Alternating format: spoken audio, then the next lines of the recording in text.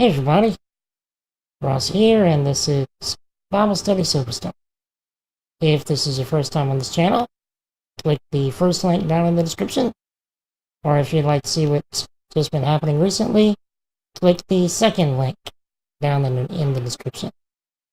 Now, I'm sure you've noticed, I've got my usual camera setup again. I just bought a new webcam, so I have it clipped to the top of the TV, so I'm not using a traditional camera anymore. So let's see how this works out. But anyway, without further ado, let's jump right on in to Exodus 1, verse 1. Now these are the names of the children of Israel who came to Egypt. Each man and his household came with Jacob: Reuben, Simeon, Levi, and Judah; Issachar, Zebulun, and Benjamin; Dan, Naphtali, Gad, and Asher. All those who were descendants of Jacob were 70 persons, for Joseph was in Egypt already. And Joseph died, all his brothers, and all that generation.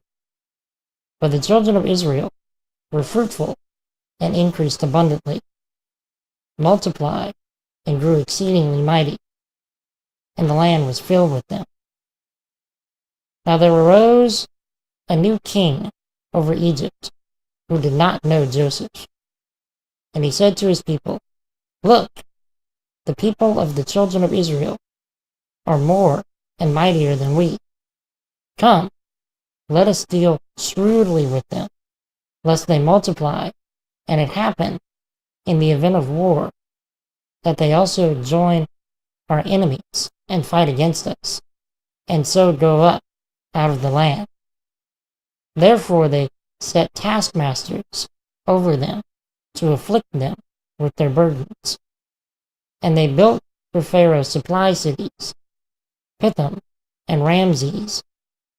But the more they afflicted them, the more they multiplied and grew. And they were in dread of the children of Israel. So the Egyptians made the children of Israel serve with rigor, and they made their lives bitter with hard bondage, in mortar, in brick, and in all manner of service in the field. All their service in which they made them serve was with rigor. Then the king of Egypt spoke to the Hebrew midwives, of whom the name of one was Shiphrah, and the name of the other Puah. And he said, "When you do the duties of a midwife for the Hebrew women, and see them on the birth stools, if it is a son, then you shall kill him. But if it is a daughter, then she shall live." But the midwives feared God, and did not do as the king of Egypt commanded them, but saved the male children alive. So the king of Egypt called for the midwives, and said to them, "Why have you done this thing, and saved the male children alive?" And the midwives said to Pharaoh, "Because the Hebrew women are not like the Egyptian women, for they are lively, and give birth before the midwives come to them." Therefore God dealt with the midwives, and the people multiplied and grew very mighty. And so it was, because the midwives feared God, that he provided households for them. So Pharaoh commanded all his people, saying, "Every son who is born you shall cast into the river, and every daughter you shall save alive." Alright. The book of Exodus begins with a brief summary of the original Israelites who went into Egypt, which being Jacob and his entire family, and immediately mentions their rapid growth after that original generation's death. According to the MacArthur Bible Commentary, they quote, grew from 70 men to 603,000 males, 20 years of age and older, thus allowing for a total population of about 2 million departing from Egypt. And that comes from Numbers, I believe. Now, verse 8 says that the new Pharaoh of the time did not know Joseph. The fact that he did not know Joseph indicates that there is now no one to bring godly influence to the Egyptian royalty, nor is there any royalty who can speak in the defense of Israel. Considering Israel's large size and ever-growing size, it seems reasonable for the Egyptian government to be concerned and see Israel as a potential military threat. What seems unreasonable, at least to me, is why Egypt chose to enslave and oppress Israel instead of treating them well and earning their loyalty. Now, think about it for a second. If their primary concern was Israel turning on them in wartime, wouldn't earning their loyalty immensely bolster Egypt's own military prowess? Not to mention the fact that God had promised to bless anyone who blessed Israel and curse anyone who cursed them.